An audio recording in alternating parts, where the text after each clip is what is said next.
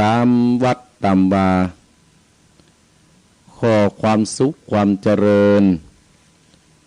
จงบังเกิดแก่บรรดาศรัทธาญาติโยมบรรดาพ่ออุ้ยแม่อุ้ยพ่อออกแม่ออกพี่น้องศรัทธาญาติโยมทั้งหลายอาตมาภาพมาวันนี้ซึ่งตรงกับวันที่18 พ.ศ. 2564 เดือนกรกฎาคมตรงกับเดือน10ขึ้น9 ค่ำค่ำว่าเป็นวันติดศรัทธาญาติโยมทั้งหลาย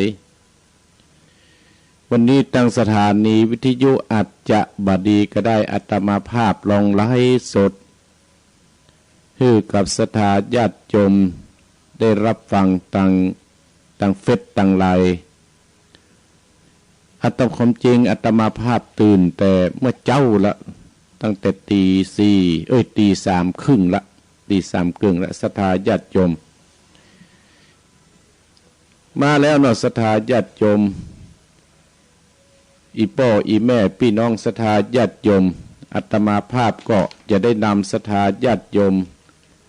เข้าไปไหว้พระพุทธเจ้าเสียก่อนเพื่อเป็นมงคลที่รับที่นอนที่อยู่ที่อาศัยของศรัทธาญาติโยมเพื่อเป็นมงคลกับตัวเก่าและเป็นเกราะกำบังป้องกันยังโรคภัยไข้เจ็บสัพพทุกข์สัพพโศกสัพพโรคสัพพภัยเสนียดจังไรทั้งหลายจะได้เกิดขึ้นในชีวิตและประจำวันของท่านทั้งหลาย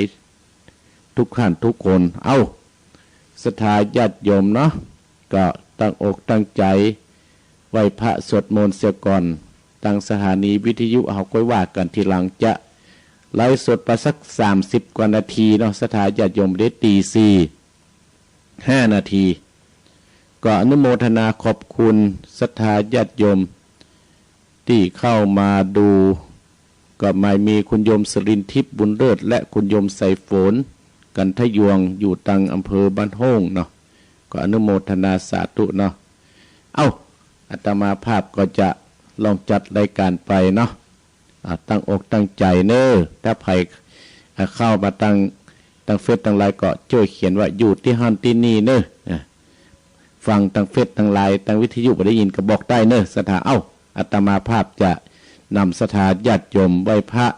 สวดพุทธกุลธรรมกุลเสียงสังฆกุลเสียก่อนเนาะ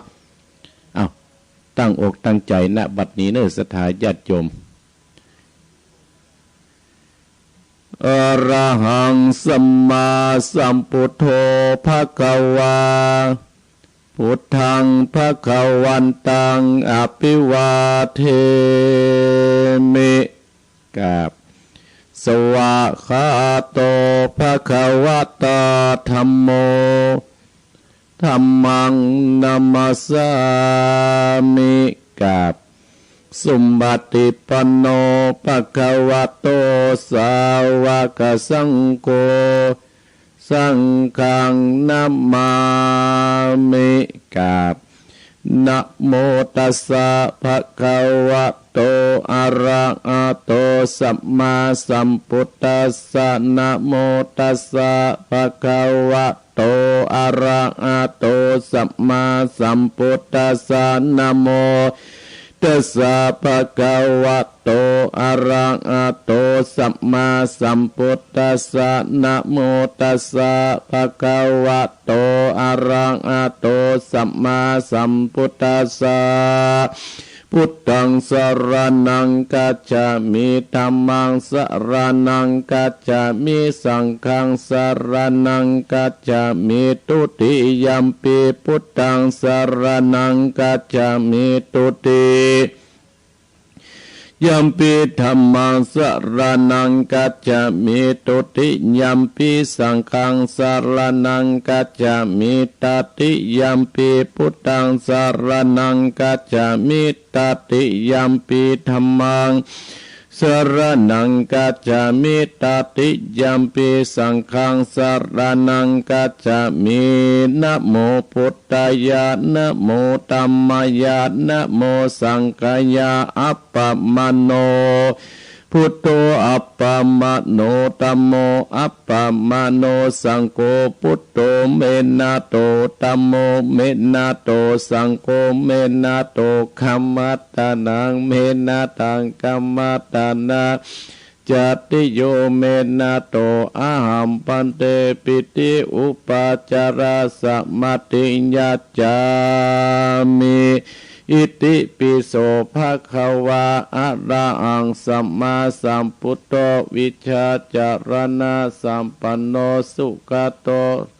กวิตูอนุตตโรปุริสธัมมัสสะดติสัทธาเทวมนุสสนังพุทโธภควติสวากขาโต